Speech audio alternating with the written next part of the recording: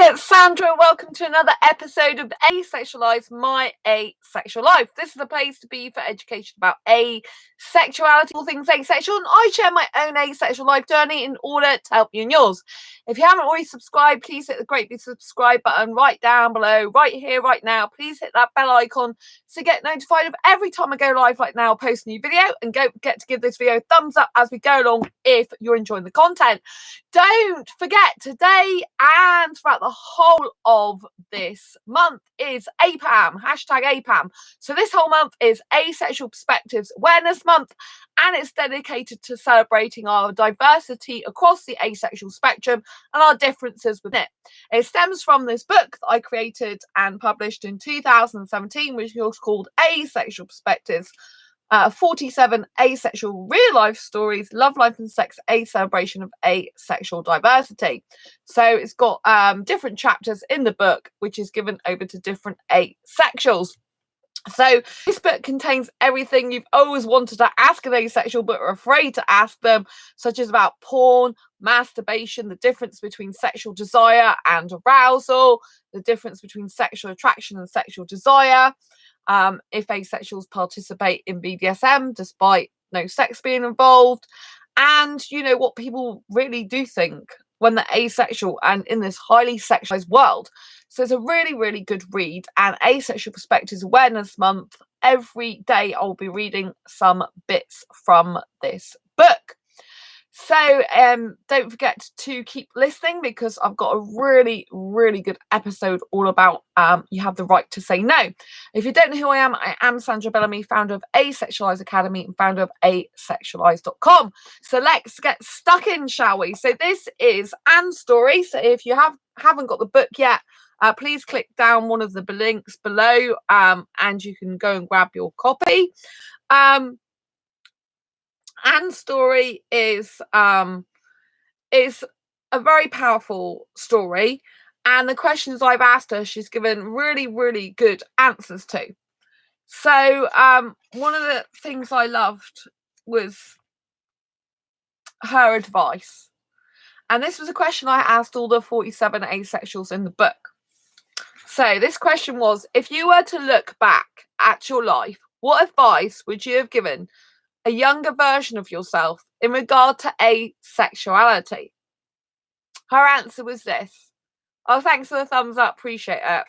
If you don't want someone to touch you in a way that's uncomfortable to you, you don't have to just accept it.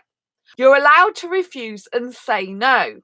If that person insists on it, he is the one at fault, not you. And I'll repeat that last sentence again. If that person insists on it, he is the one at fault, not you. And I think that is a really, really important point.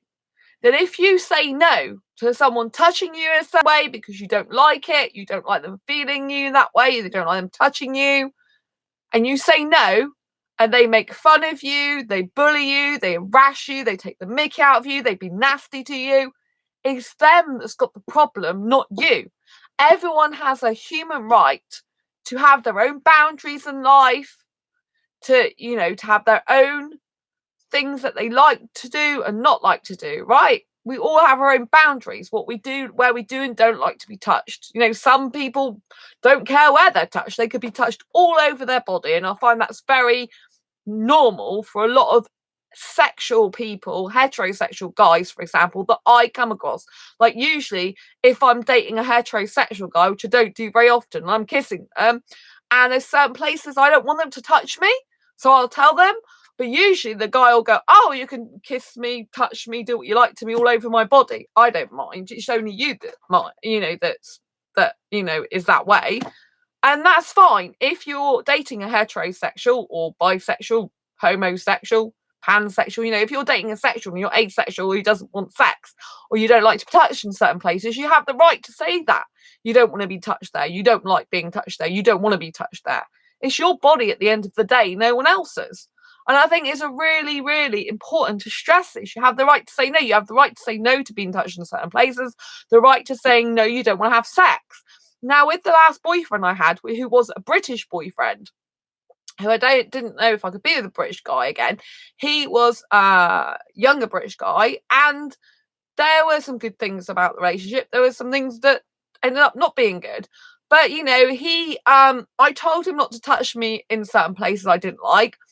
And once he started touching me in an area where I didn't mind doing it in a certain way, but I didn't want it that way.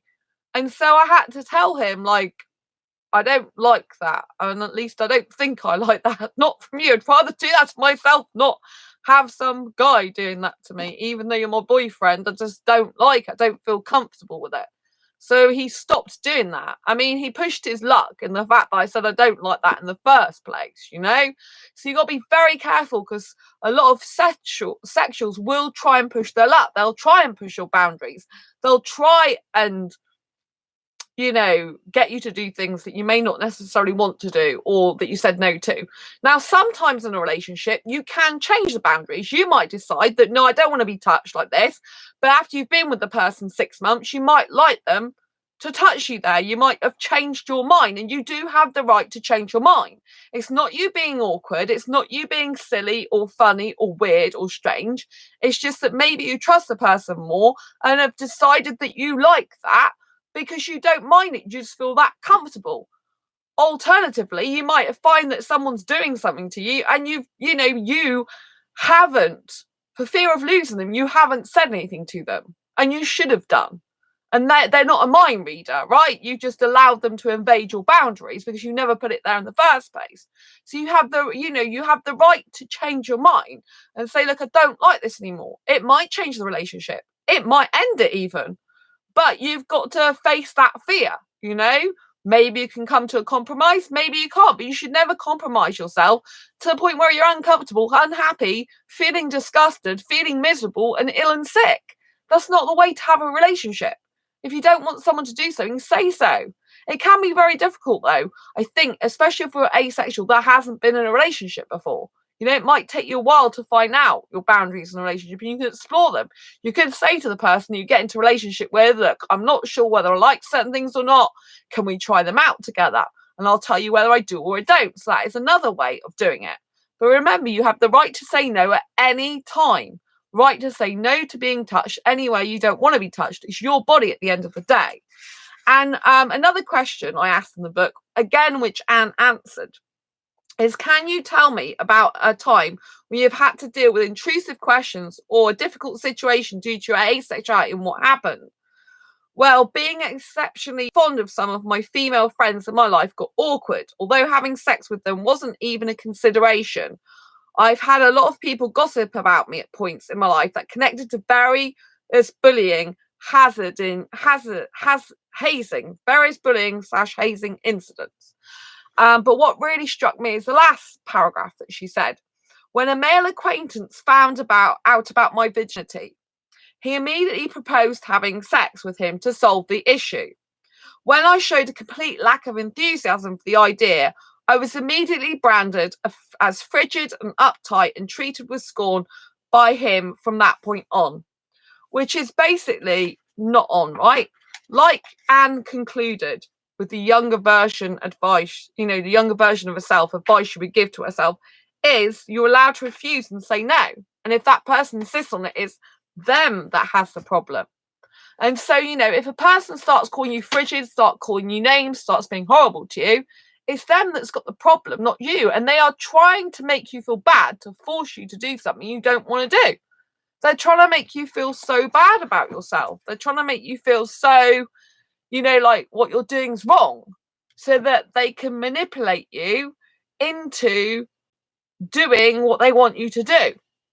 Lots of people do this in life, not just a partner. Lots of people, they will, you might have come across people in conversation and they will literally try and grind down what you're saying in order to prove their point, so that, your point isn't even listened to.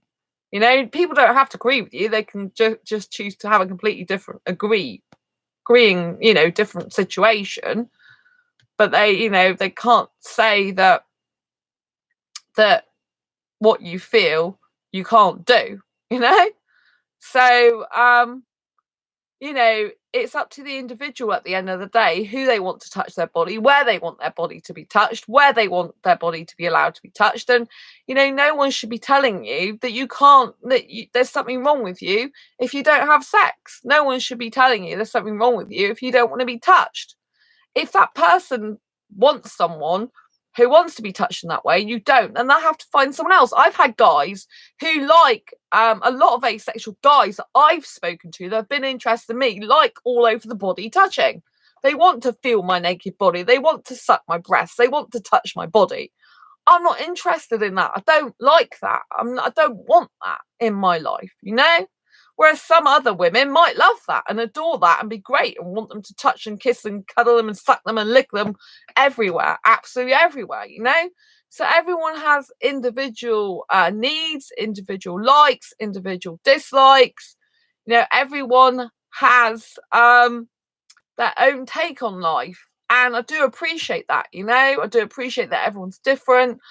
And, you've got to see that people are reflecting themselves, and if they're trying to manipulate you into being touched in certain places you don't want, then that's their bad behavior, even though they're trying to make you feel bad for it. It's them that's in the wrong, not you. They shouldn't be violating your boundaries. They shouldn't be violating your life and body. They shouldn't be doing that to you. So you do have the right to say no at any point in the relationship.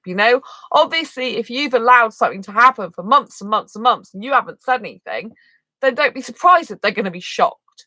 But it still doesn't mean to say you can't change your mind. You have the right, human right, to change your mind about anything in life, anything.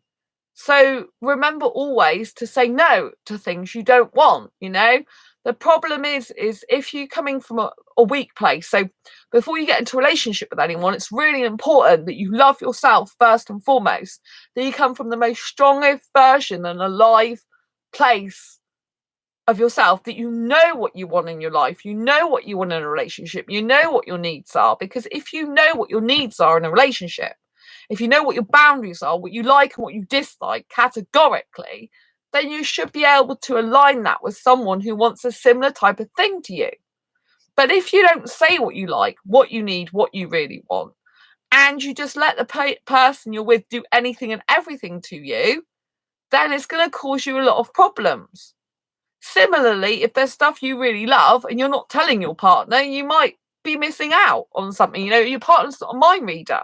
There might be certain things like you like to be touched or kissed on your neck, for example. If you don't tell your partner that, how are they supposed to know? They don't know. Some people like their feet massaged, some people can't stand it. Some people like their hair played with, some people can't stand it. We're all different. So you've got to get to a place where if you get into a relationship, you can express your needs openly and honestly without fear. I think it's really important that you understand yourself so well before you get into a relationship where you actually do and don't want.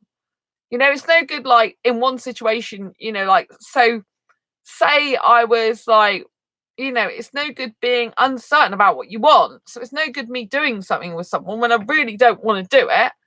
And then the next person comes along and I carry on going along with it because I've got into the habit of doing things that other people expect me to do, rather than it be what I want it to be, what I want to do myself.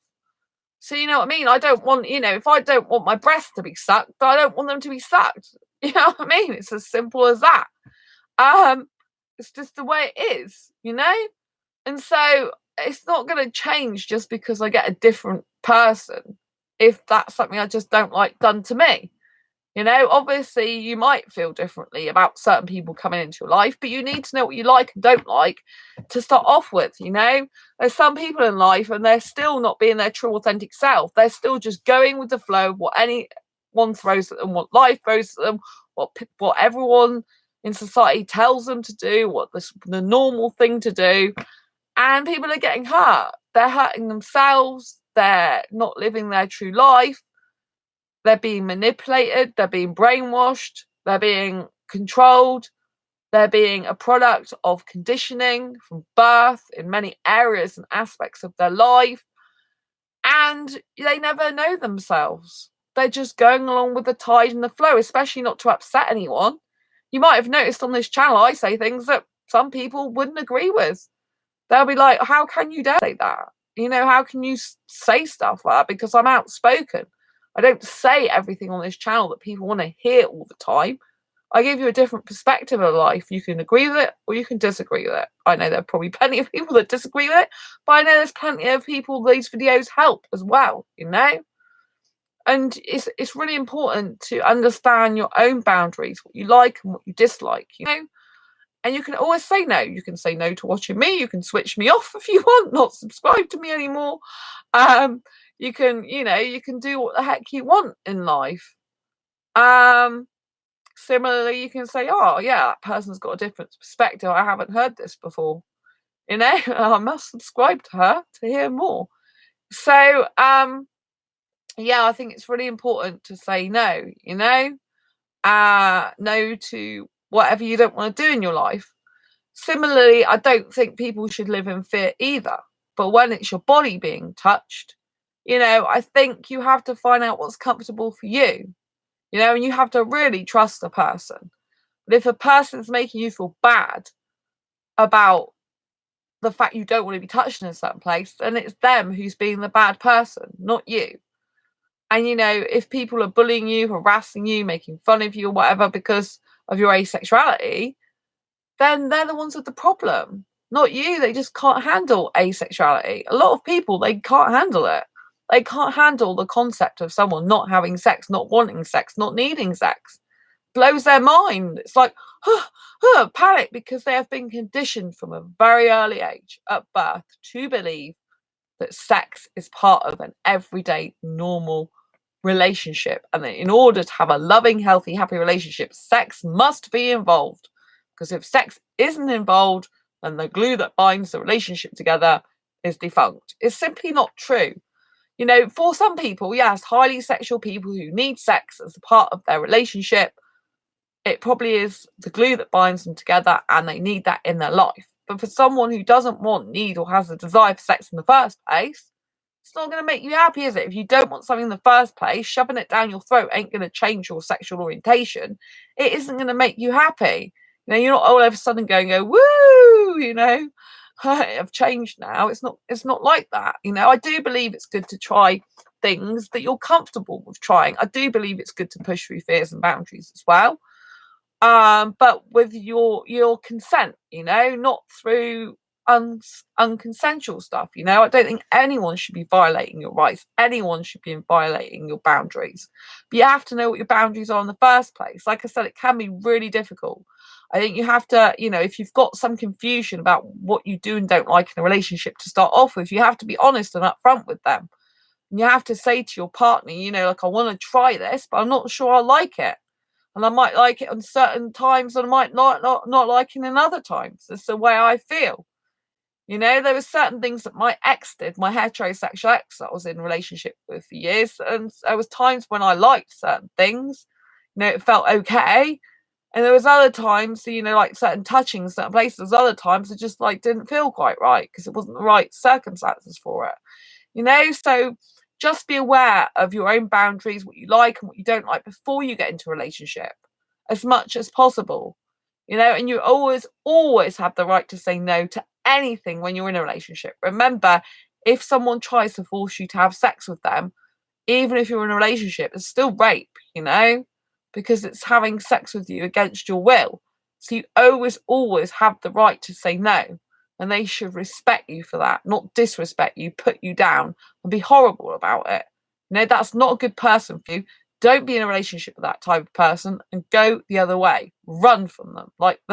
Run from them, flee them, get rid of them out of your life. They are bad news. But you remember, you have always got the power of no. It's one of the most powerfulest words in the universe is no. And you can mean it and you should mean it, you know? But work out what you do and don't like in a relationship before you get into one as much as possible.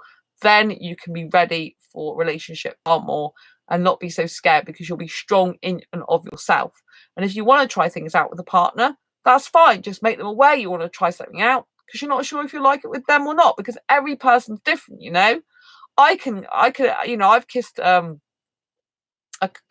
kissed a guy in my past absolutely was horrible to kiss. It's like a lizard. And I said to him, like, the next day, no, I can only be a friend with you. No, I can only be your friend because I didn't like the kissing.